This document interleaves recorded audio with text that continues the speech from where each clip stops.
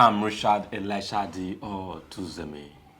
As Nigeria celebrates 25 years of interrupted democracy, the presidential candidate of Labour Party in the last election, Peter Obi, don't disclose to the Nigerian public that President Bola Tinubu have kept to his promise during the campaign that he will continue for where President Muhammadu Buhari stopped. You get the point? See, during the campaign, that was his major topic, that he will continue for where Buhari stopped. And he has kept to that mandate. Because prices of commodity, enough people mad. If you carry 2,000 go market, say you want buy meat, now 8 pieces you go get. If you carry 1,000 go, you get that 4 pieces or 5 pieces. This is the kind of Nigeria that we are living. Companies are relocating. Guinness, don't move. Microsoft, don't move. Electricity tariff, is on the high side. Basket of Gary, 4,035. That thing na wetin poor man go fit buy normally. Poor man food now, poor man cannot even afford it anymore. One egg, 200, 250 just for an egg.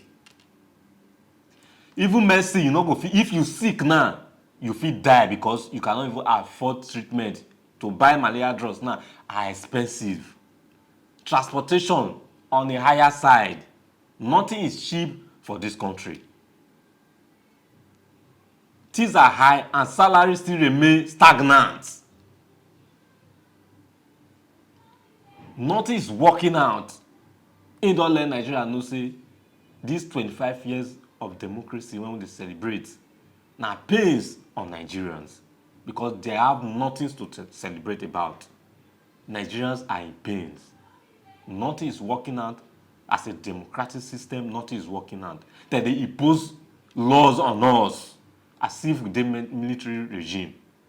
Also, when Mr. Peter Obi, they analyze 25 years of democracy and 1 year of President Bola Tinubu in office.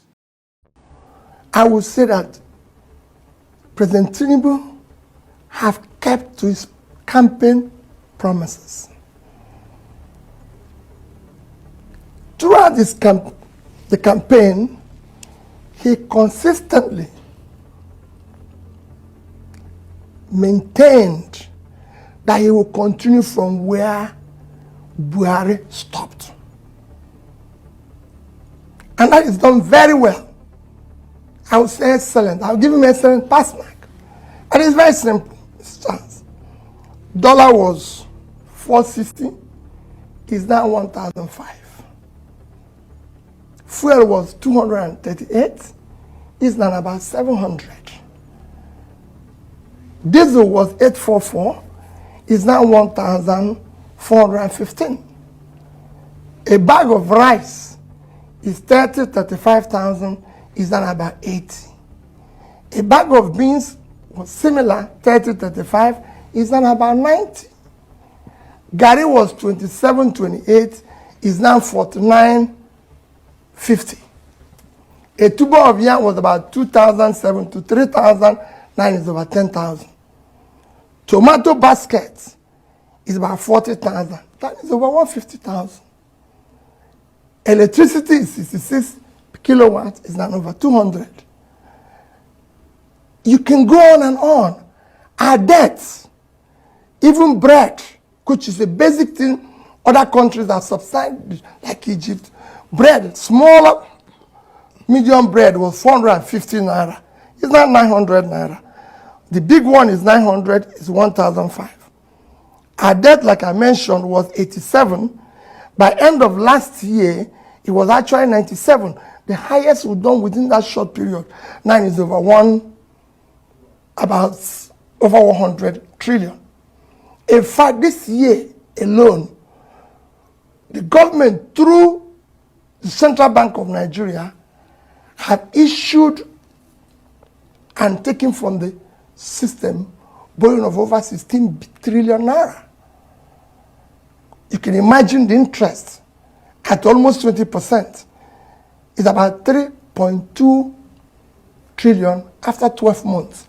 At that, last year, in a period of 9 months, we spent about 5.7 trillion servicing as debt interest on our payments.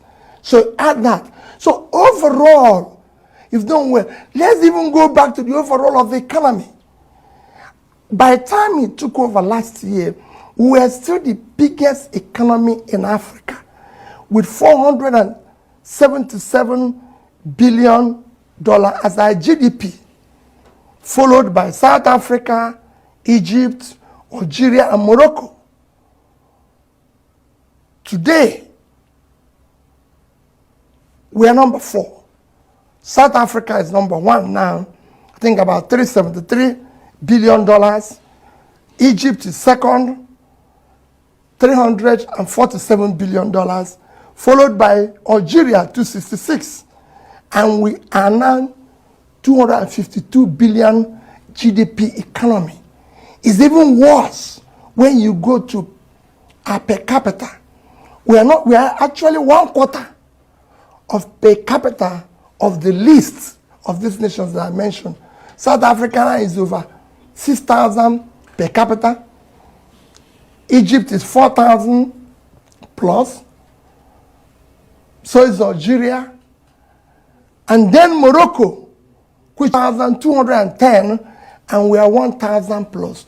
So we actually have gone low. We're coming from a low of per capita of 3,000 plus in 2014. So with every other thing have headed south. Adherence to the rule of law has worsened. The country has been, nepotism is at the highest. Let's look at one.